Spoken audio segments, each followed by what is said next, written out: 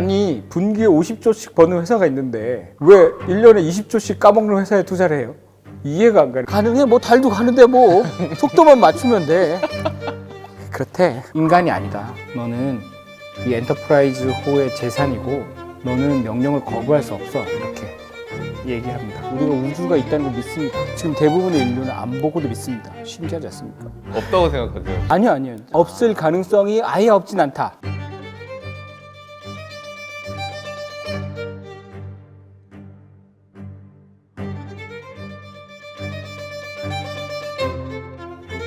안녕하십니까. 큐레이터 아리입니다. PD님 일해 보셨어요? 네. 약간 살짝 위험했었는데 위험한 건 좀 빼셨던데 그죠? 다행이라고 생각합니다. 타일러께서 그만두시는 거 보고 저도 약간 두려워서 전화를 한동안 안 받고 전화기 끄고 돌아다녔습니다. 처음 주제가 저는 뭐 그다지 뭐 음모론스럽지 않았는데 생각보다 파장이 좀 있는 것 같아서 두 번째 주제는 무난한 걸로 가져왔습니다. 혹시 우주 가본 사람 있습니까? 우주? 인류 중에 우주 가본 사람이 몇 명이나 될까요? 다 합치면 한 100명? 120명 정도 되려나? 그런데 신기하게 우리가 우주가 있다는 걸 믿습니다. 지금 대부분의 인류는 안 보고도 믿습니다. 신기하지 않습니까? 어쨌든 있다고 가정하고 아니다. 있는데 없다고 생각하세요 혹시? 네? 아니요. 저는 항상 양자적으로 생각하니까 없을 가능성이 아예 없진 않다. 없을 가능성이 우주가 우리가 생각하는 지금 우주가 근데 미디어에 보면 최근까지는 아니지만 레드불 같은 데에서 우주에서 뛰어내린 그런 거 있잖아요. 영상으로 찍은 거. 오 그래요? 똑같이 만들 수 있어요 AI로. 영상 만드시는 분이.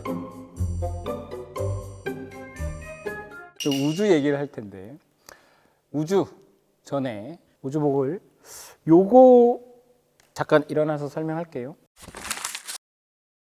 이거는 영화 아마겟돈이라고 보셨어요? 굉장히 좀 된 영화네 이제 생각해보니까 지금도. 아마겟돈이라는 영화가 있었습니다 예전에. 그 영화가 뭐냐면 어떤 발견이 안 된 소행성을 찾아내요. 그 루트가 걔가 그대로 오면 지구에 충돌하는 거예요. 그래서 그거를 알렸어. 전 세계가 이제 그거에 대한 대비를 하는 거죠. 소행성이 너무 강하니까 밖에서 해봐야 이제 충격이 덜하다. 그래서 내부를 뚫고 들어가서 내부에서 폭발을 일으켜야 된다라는 결론을 내려요. 그럼 소행성을 이제 뚫어야 되잖아요. 소행성을 뚫어야 되는데 사람이 가서 뚫기로 결정을 합니다. 소행성을요? 소행성에 착륙해서 뚫기로 해. 날라오고 있는데. 가능해? 뭐 달도 가는데 뭐 속도만 맞추면 돼. 그렇대. 그때 좀 놀라운 영화적 상상력이었는데 또 하나 놀라운 건 우주에 가시는 분들이 가서 뚫으면 되잖아. 그런데 시추는 예술의 영역입니다. 이게 원유 쪽을 공부하다 보면 되게 쉬울 것 같잖아요. 초음파 같은 거 해가지고 거기다 그냥 꽂으면 되잖아 이렇게 생각할 수 있잖아요. 드릴을 어디다 꽂을지 꽂고 어떻게 조금씩 팔지는 그 돌아가는 그 보면서 느껴야 돼. 마치 장인이 있어요. 그래서 그러면 이게 시추할 때 나왔던 우주복이에요?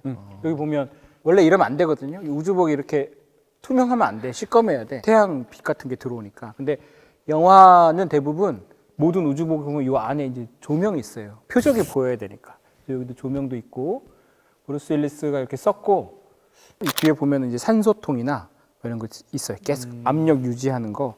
그래서 요 밑에 신발도 보면 이제 무거워야 돼요. 왜냐면 중력이 적으니까. 상무님 근데 그거 만드시면 안 돼서 장갑 아 그래? 하고 막 살짝 만졌는데. 네, 알겠습니다. 우주 바이러스가 있을지도 모르니까 장갑을 끼도록 하겠습니다. 우주에 갔다 온 건 아니에요. 영화에서 쓴 거고. 그리고 제가 알기로는 아마겟돈 만들 때도 나사의 좀 조언을 받았다고 알고 있습니다. 근데 흰색이 아니네요. 흰색으로 만드는 건 이제 우주 유영할 때 햇빛이 있잖아요. 그걸 좀 덜 받으려고 하는 거예요. 왜냐면 되게 뜨거워지거든요. 이것도 나온다. 영화에 보면 이 와이어 끊기는 장면도 있거든요. 아. 진짜로 끊었나 봐. 진짜 그런 브루스 윌리스 게 맞나 보다. 브루스 윌리스 형 요즘 좀 불쌍한데 치명을. 그 장갑 같은 거 한번 껴보실래요? 장갑. 그래요. 안녕. 무섭긴 하겠다, 그죠? 이렇게 툭 떨어뜨리면. 다 돌려놓겠습니다. 그런데 인간은 왜 이렇게 무거운 우주복을 입고도 안전하지 않은 우주로 자꾸 나가려고 하는 걸까요? 우주에 대한 집념, 우주에 대한 갈증을 가장 이제 집요하게, 자세하게 표현한 게 스타트rek이라고 있습니다. 혹시 보셨어요, 스타트렉? 영화는 좀 보셨겠지, 최근에 나온 거. 안 봤구나. 질문을 하지 않겠습니다. 스타트렉 유니버스에서는 과학기술이 발달해서 이미 우주로 진출해서 외계인들하고도 이제 협조를 하고 행성 연방 같은 게 이미 있어요. 외계인들을 이미 만나서 연방을 구성했고 또 엔터프라이즈호라는 그 우주선을 중심으로 이루어지는 에피소드들의 모임인 거예요. 제가 제일 좋아하는 어떤 시리즈는 스타트랙 더 넥스트 제너레이션이라고 에피소드가 더 메저 오브 맨이 있는데 인간의 조건이라는 제목인데 항해사가 안드로이드입니다. 데이터라는 안드로이드인데 그 안드로이드 중에서 뛰어난 이제 존재예요. 어떤 사람이 옵니다. 이 사람은 이제 그 사이버네틱 공학자인데 뇌를 해부해보고 싶다. 그래서 분석해서 똑같이 만들어내면 저런 똑같은 안드로이드를 양산해낼 수 있을 테니까 위험한 곳에는 인간을 안 보내고 저렇게 안드로이드를 보내면 된다라고 주장하면서 안드로이드가 거부합니다. 해부했다가 나로 못 돌아올 수도 있잖아요. 그래서 거부하는데 과학자가 너는 인간이 아니다. 너는 이 엔터프라이즈호의 재산이고 너는 명령을 거부할 수 없어. 이렇게 얘기합니다. 그래서 재판이 진행되는 거예요. 과연 이 만들어진 존재, 사고하고 생각하는 이 존재가 과연 인간이냐. 어쨌든 이 에피소드의 결론도 그 안드로이드가 거부할 권리가 있다. 그 해부를 거부할 권리가 있다. 하지만 이 안드로이드를 인간이라고 하진 않습니다. 너는 안드로이드이긴 하지만 자신의 운명을 결정할 권리는 있다. 사실 미완의 결론을 끝나긴 해요. AI는 끝까지 인간적인 존재가 되게 어렵다고 생각해요. 물론 이제 과학적으로 보면 인간도 무슨 영혼이 있거나 어떤 뭐가 있어서 이렇게 대화하고 감정 교류를 하는 게 아니고 학습된 거다. 그래서 똑같지 않냐라고 얘기합니다. 그럴 수도 있어요. 그런데 저는 아직까지는 뭔가 다른 어떤 게 있는 게 아닌가라는 생각을 합니다.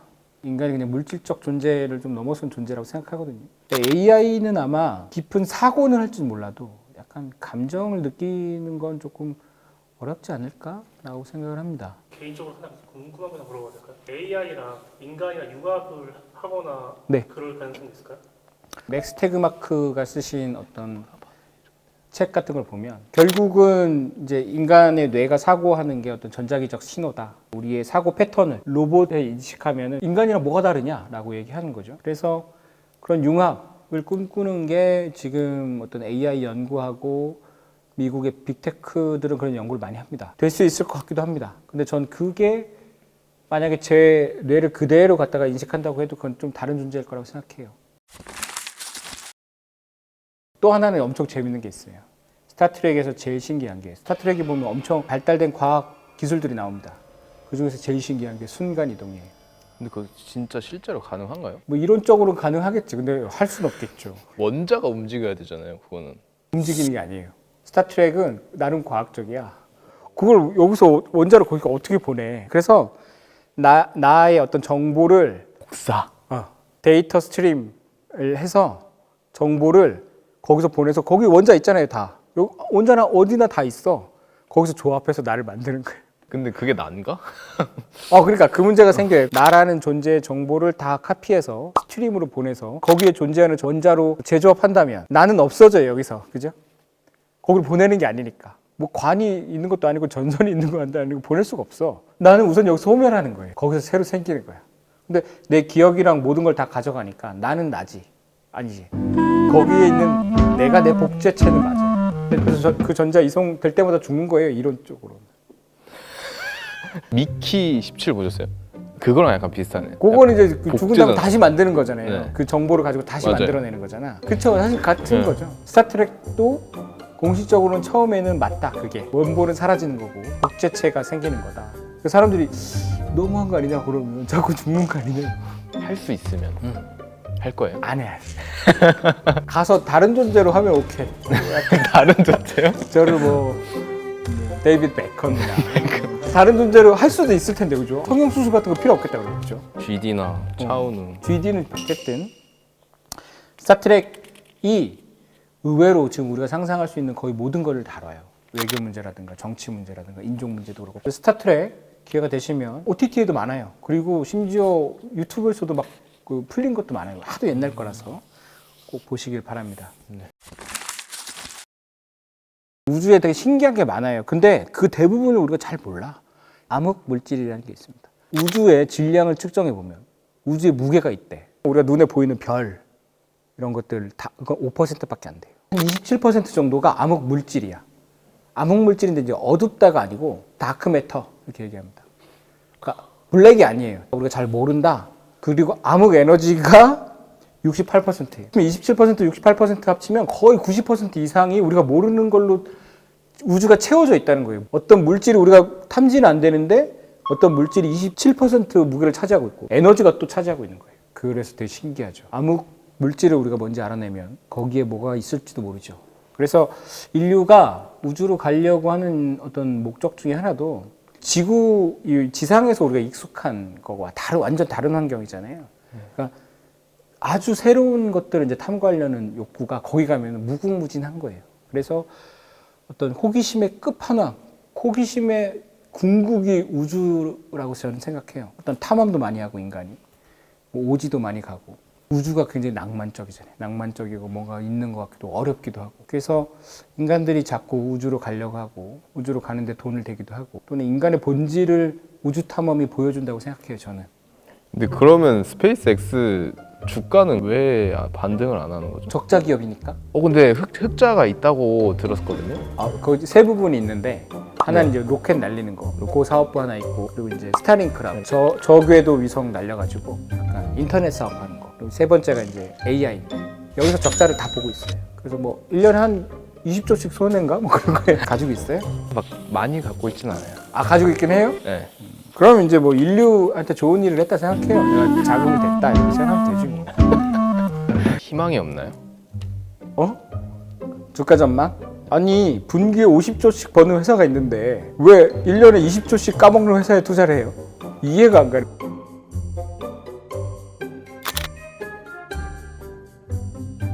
그래서 만화도 뭐 원피스라고 있습니다. 배 타고 나가 원피스를 뭐 구하겠다고 원피스를 내가 찾겠다고 거기에 사람 이제 열광을 하잖아요. 그 목적지가 뚜렷하지 않지만 어떤 그런 행위 새로운 걸 추구하는 호기심을 채우는 행위 자체에 인간은 어떤 밸류를 주고 있는 거예요. 왜 사람이 이야기, 스토리에 열광하냐면 열광하고 계속 듣게 되냐면 그 호기심을 계속 자극하고 채워주는 거죠. 저희가 하고 있는 작업도 그거죠. 그죠? 이번에 찾은 건 이 우주복인 거죠. 계속 뒤져서 제가 다음에는 용의 이빨까지는 없는 것 같고 그리고 뭐 프리렌의 지팡이라든가 이런 거라도 제가 어떻게 찾아가지고 엄청 신기한 거 찾을 때까지 큐레이팅 해보겠습니다. 여기까지 큐레이터 아리였습니다.